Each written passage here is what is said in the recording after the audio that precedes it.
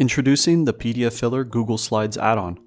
It allows you to turn your Google Slides into PDFs so that you can easily edit, sign, and share them with clients and partners.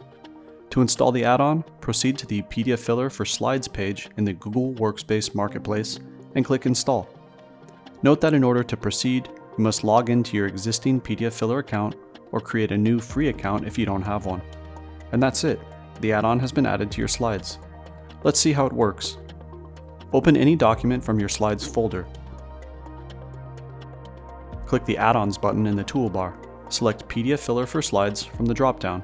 Grant pdfFiller access to your presentation, then click Edit as PDF to begin editing your slideshow right away.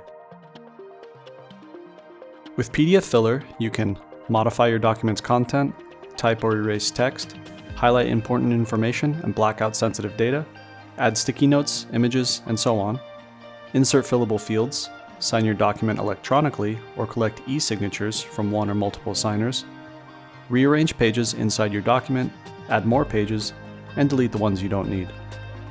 To save the changes you've made to a document, click the Done button.